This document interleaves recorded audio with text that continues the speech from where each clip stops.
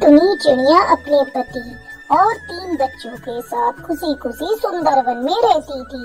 उसकी एक छोटी सी जमीन थी जिस पर वो अपने पति के साथ मिलकर सब्जियों की खेती किया करती थी। अपनी सब्जी की फसल देखकर दोनों पति पत्नी बहुत खुश थे। भगवान ने मेरी सुन ली, मेरी फसल बहुत अच्छी हुई है। मैं इन सब्जियों को बेचकर अपने बच्चों का दाखिला किसी अच्छे स्कूल में करवा दूंगी ताकि मेरे बच्चों का भविष्य बन सके। लेकिन टुनटुनी की खुशियों पर अचानक पानी फिर गया। एक रात बहुत तेज बारिश होने लगती है। बच्चे सो चुके थे लेकिन टुनटुनी और उसका पति कालू कौवा जाग रहे थे। हे भगवान, ये बिन मौसम की इतनी तेज बारिश हो रही है। अगर ये बारिश जल्दी नहीं रुकी तो खेत में पानी भर जाएगा और सारी सब्जियां सड़ जाएंगी। टुनटुनी, हमने क्या क्या सपने देखे थे। ऐसा लगता है अब एक भी सपना पूरा नहीं कर पाएंगे। ऊपर वाले ने पता नहीं हमारी किस्मत में क्या लिखा है।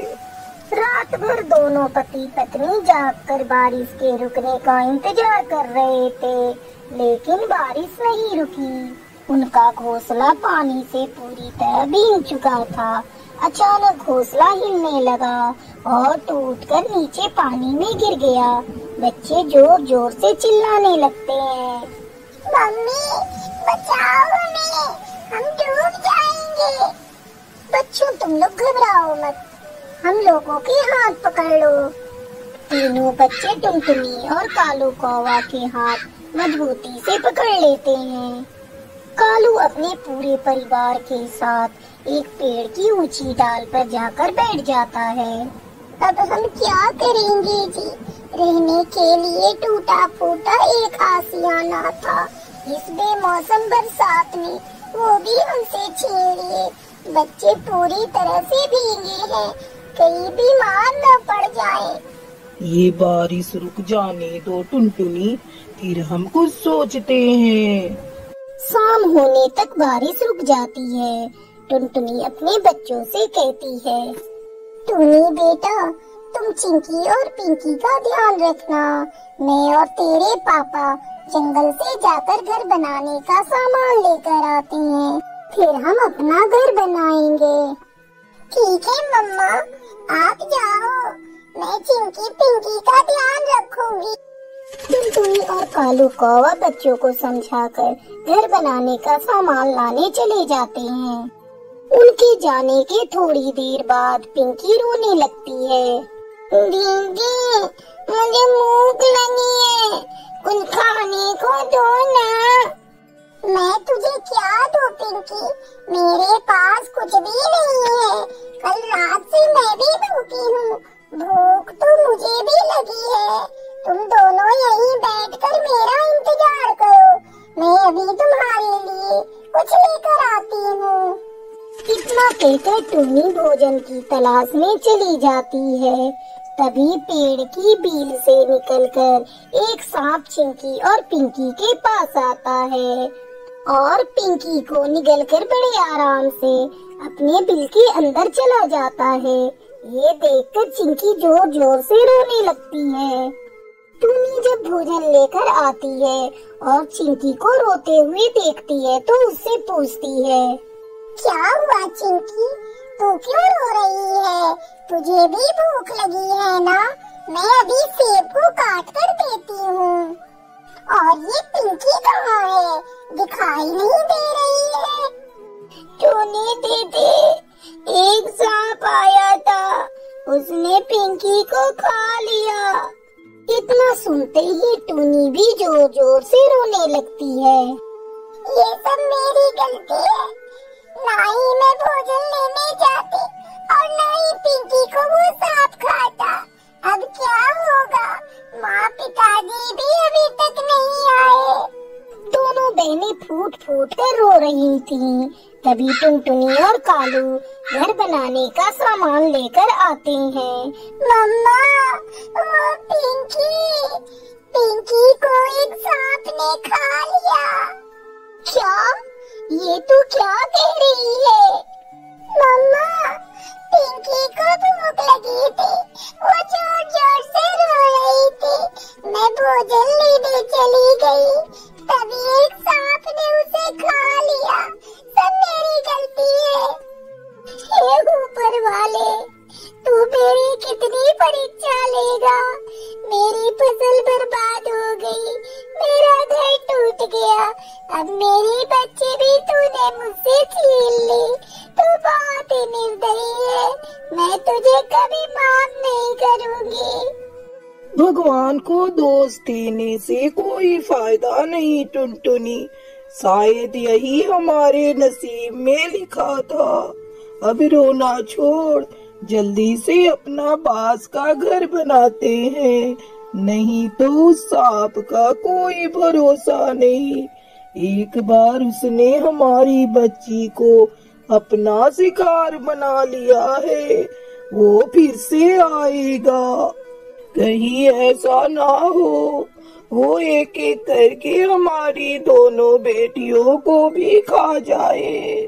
अपने पति के मुंह से ऐसी बातें सुनकर टुनटुनी अपने आंसुओं को रोककर बांस का घर बनाने में जुट जाती है।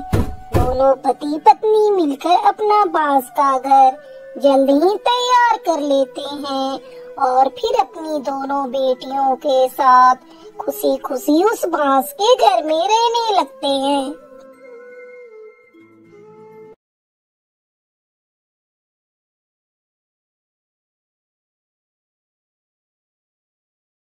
सुंदरवन में टूनी चिड़िया अपने दो पोते और पोती के साथ रहती थी। कुछ ही दिनों पहले उसके बेटे और बहू की मौत ठंड के कारण हो चुकी थी। टूनी दूध बेचने का काम करती थी। बेटे और बहू की मौत के बाद किसी तरह टूनी अपने पोते और पोती को दूध बेचकर पाल रही थी। ठंड काफी बढ़ चुकी थी। एक दिन टूनी अपने घर में बैठी आग सेक रही थी, तभी एक पक्षी उसके घर आता है। कोई है? जल्दी घर से बाहर आओ। उस पक्षी की आवाज सुनकर टूनी घर से बाहर आती है। क्या ये पंछी कौवे का घर है? क्या बात है साहब, आप मेरे बेटे को क्यों ढूंढ रहे हैं? मेरा बेटा तो अब इस दुनिया में नहीं रहा।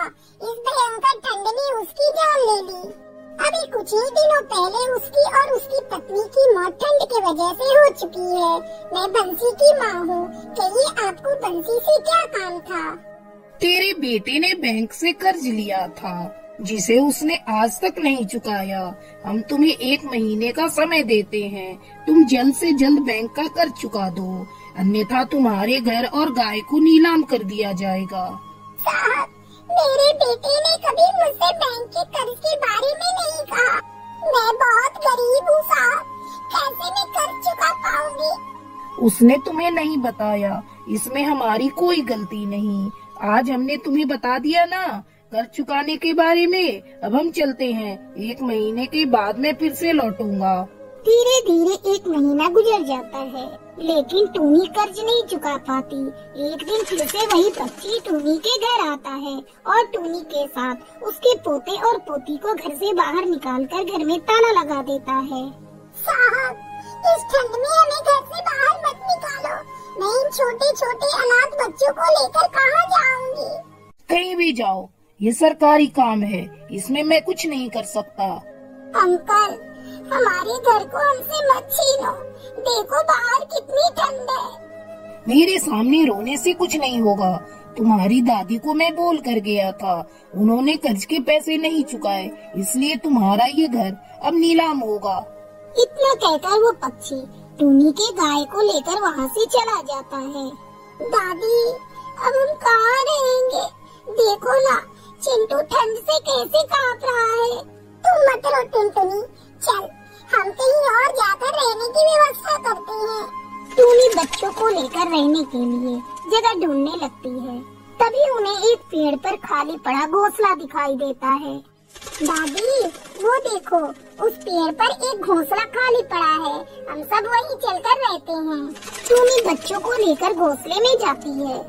अरे, ये घोंसला तो कई जगहों से टूटा हुआ है, लगता है इसीलिए इस घोंसले को छोड़कर पक्षी कहीं और चला गया है। इस टूटे हुए घोंसले में हम लोगों को बहुत ठंड लगेगी। चलो कहीं और चलकर देखते हैं। नहीं दादी, हम लोग अब कहीं नहीं जाएंगे। मैंने आते समय जंगल में बहुत सारे गोबर पड़े हुए देखे हैं। उसी गोबर से हम अपने घोंसले की मरम्मत करेंगे। जब गोबर से हम लोग घोंसले को पूरी तरह से ढक देंगे तो हवा भी अंदर नहीं आएगी। हाँ टुनटुनी, तूने तो बहुत ही पते की बात बताई है। चलो हम दोनों मिलकर अपने घोंसले की दीवार पर गोबर लगाते हैं। फिर टूनी और टुनटुनी मिलकर पूरे घोंसले पर गोबर का लेप लगाती हैं। थोड़ी ही देर में उनका गोबर का घर बनकर तैयार हो जाता है। टूनी बच्चों के साथ खुशी खुशी उस गोबर घर में रहने लगती है।